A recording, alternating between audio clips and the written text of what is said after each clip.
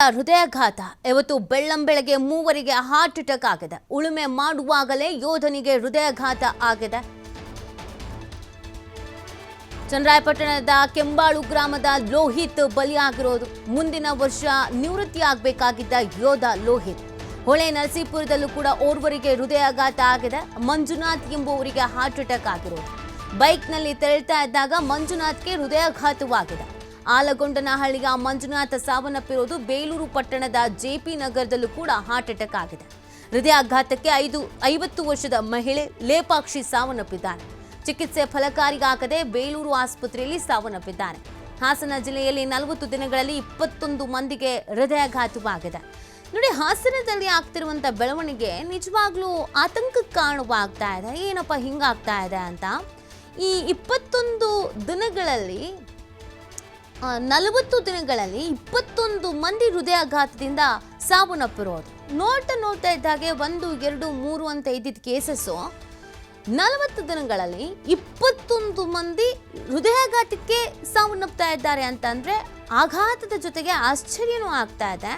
ಹಾಸನದಲ್ಲಿ ಏನಾಗ್ತಾ ಇದೆ, ಯಾಕೆ ಹಾಸನದಲ್ಲೇ ಆಗ್ತಾ ಇದೆ, ಈ ಪ್ರಶ್ನೆ ಸಾರ್ವಜನಿಕರಲ್ಲೂ ಸಾಮಾನ್ಯ ಜನರಲ್ಲೂ ಕೂಡ ಹುಟ್ಕೊಳ್ತಾ ಇದೆ.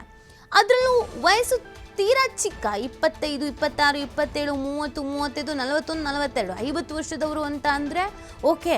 ಆದರೆ 40 ವರ್ಷದ ಒಳಗಿನವರೇ ಬಹುತೇಕ ಮಂದಿ ಇಲ್ಲಿ ಹೃದಯಾಘಾತದಿಂದ ಸಾವನ್ನಪ್ತಾ ಇರೋದು.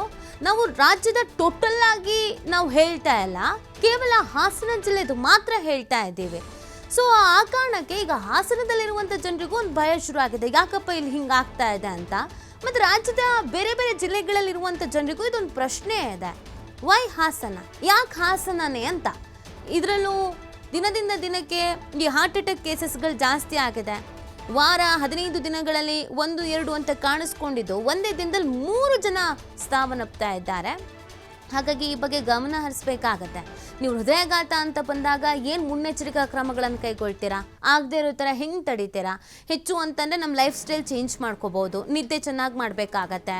ಇನ್ನು ಧೂಮಪಾನ, ಮದ್ಯಪಾನ ಇದನ್ನು ಸ್ಟಾಪ್ ಮಾಡಬೇಕಾಗತ್ತೆ. ಉತ್ತಮ ಆಹಾರವನ್ನು ಸೇವನೆ ಮಾಡಬೇಕಾಗತ್ತೆ. ವಾಕಿಂಗು ಈ ಥರದ್ದು ಮಾಡಬೇಕಾಗತ್ತೆ. ಇದನ್ನು ಹೊರತುಪಡಿಸಿ ಇನ್ನೇನು ಮಾಡಬಹುದು.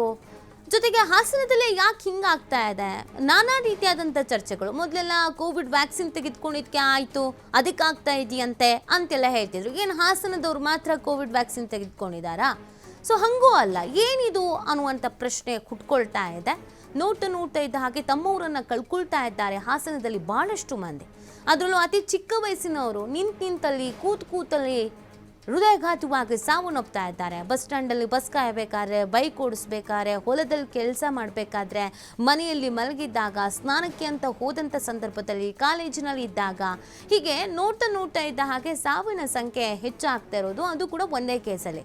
ನಾವು ಈ ಡೆಂಗ್ಯೂಯಿಂದ 30 ಜನ ಸಾವು, 20 ಜನ ಸಾವು, ಕರೋನಾದಿಂದ 20 ಜನ ಸಾವು, 30 ಜನ ಸಾವು, ವೈರಲ್ ಫೀವರ್ ಒಬ್ರಿಗೆ ಬಂತು ಎಲ್ರಿಗೂ ಬಂತು, ಇದೇನು ಅಂಟು ರೋಗನ, ಒಬ್ಬರಿಂದ ಒಬ್ರಿಗೆ ಸ್ಪ್ರೆಡ್ ಆಗುತ್ತೆ ಅಂತ ಹೇಳೋದಕ್ಕೆ ಹಂಗೂ ಅಲ್ಲ. ಆದರೂ ಯಾಕೆ ಈ ಥರ ಕೇಸಸ್ಗಳು ಹೆಚ್ಚಾಗ್ತಿದೆ ಅನ್ನುವಂಥ ಅನುಮಾನ ಹುಟ್ಕೊಳ್ತಾ ಇರುವಂಥದ್ದು. ಸದ್ಯ ಈ ಬಗ್ಗೆ ಹಾಸನದವರು ಕೂಡ ತಲೆ ಕೆಡಿಸ್ಕೊಂಡಿದ್ದಾರೆ. ಯಾಕೆ ಹಿಂಗೆ ಆಗ್ತಾ ಇದೆ, ಬ್ಯಾಕ್ ಟು ಬ್ಯಾಕ್ ಕಳ್ಕೊಳ್ತಾ ಇದ್ದೀವಿ ಒಬ್ರೊಬ್ರನ್ನೇ ಅಂತ. ಒಂದು ಸ್ವಲ್ಪ ಆತಂಕ, ಆಘಾತ ಎಲ್ಲವೂ ಆಗ್ತಾ ಇದೆ. ಹಾಸನ ಜಿಲ್ಲಾಡಳಿತ, ಹಾಸನ ಆರೋಗ್ಯ ಇಲಾಖೆ ಇದಕ್ಕೆ ಸ್ವಲ್ಪ ಗಮನ ಹರಿಸಬೇಕಾಗತ್ತೆ. ಜನರಲ್ಲಿ ಜಾಗೃತಿ ಮೂಡಿಸುವ ಅಥವಾ ಒಂದು ಮಾನಸಿಕವಾಗಿ ಧೈರ್ಯ ಹೇಳುವಂಥ ಕೆಲಸವನ್ನು ಈ ಸಂದರ್ಭದಲ್ಲಿ ಆರೋಗ್ಯ ಇಲಾಖೆ ಮಾಡಬೇಕಾಗತ್ತೆ. ಗ್ರಾಮಗಳಲ್ಲಿ, ಹಳ್ಳಿಗಳಲ್ಲಿ ಅಥವಾ ಮುಖ್ಯ ಪ್ರದೇಶಗಳಲ್ಲಿ ಇದಕ್ಕೊಂದು ಸ್ವಲ್ಪ ಅರಿವು ಮೂಡಿಸುವಂಥದ್ದು. ಹೃದಯಾಘಾತ ಯಾಕೆ ಸಂಭವಿಸುತ್ತೆ, ಏನು ಎತ್ತ, ಈ ಸಂದರ್ಭದಲ್ಲಿ ಸ್ವಲ್ಪ ವೀಕ್ ಆಗಿದ್ದಾರೆ. ಧೈರ್ಯ ಹೇಳುವಂಥ ಅಗತ್ಯತೆ ಕೂಡ ಇದೆ. ಕೆಲವರು ಅಯ್ಯೋ ನಮಗೂ ಆಗ್ಬಿಡುತ್ತೇನೋ, ಅಯ್ಯೋ ನಮ್ಮ ಏಜಿನವರೇ, ಅಯ್ಯೋ ನನಗೂ ಯಾಕೋ ಎದೆ ನೋವ್ತಾ ಇದೆ, ಈ ಥರ ಆತಂಕಕ್ಕೆ ಒಳಗಾಗ್ತಾ ಇದ್ದಾರೆ, ಭಯ ಪಡ್ತಾ ಇದ್ದಾರೆ. ಇದರಿಂದಲೂ ಕೂಡ ರಕ್ತದ ಒತ್ತಡ ಜಾಸ್ತಿ ಆಗುವ ಸಾಧ್ಯತೆ ಇರುತ್ತೆ. ಅದು ಕೂಡ ಆರೋಗ್ಯದ ಮೇಲೆ ದುಷ್ಪರಿಣಾಮ ಬೀರ್ತಾ ಇರುತ್ತೆ. ಈಗೆಲ್ಲ ಬಹಳ ಸೆನ್ಸಿಟಿವ್ ಇರ್ತಾರೆ ಜನ. ಅದು ಫಿಸಿಕಲಿ ಆಗಿರ್ಬೋದು ಅಥವಾ ಮೆಂಟಲಿ ಆಗಿರ್ಬೋದು. ಯಾವುದಾದ್ರೂ ಒಂದು ವಿಚಾರ ತಲೆಯಲ್ಲಿ ಕುತ್ಕೊಂತು ಅಂತ ಅಂದರೆ ಅದು ಎಷ್ಟರ ಮಟ್ಟಿಗೆ ನಮ್ಮ ದೇಹಕ್ಕೆ ಎಫೆಕ್ಟ್ ಆಗುತ್ತೆ ಅಂತಂದರೆ ನಮ್ಮ ಹೃದಯದ ಬಡಿತ ಹೆಚ್ಚಾಗಕ್ಕೆ ಶುರು ಆಗ್ಬಿಡುತ್ತೆ. ನಮಗೆ ಗೊತ್ತಿಲ್ಲದಂಗೆ ಟೆನ್ಷನ್ ಆಗ್ತೀವಿ, ನರ್ವಸ್ ಆಗ್ತೀವಿ. ಇದರಿಂದಲೂ ಕೂಡ ಹೃದಯಾಘಾತ ಆಗುವಂಥ ಸಾಧ್ಯತೆಗಳು ಇರುತ್ತೆ.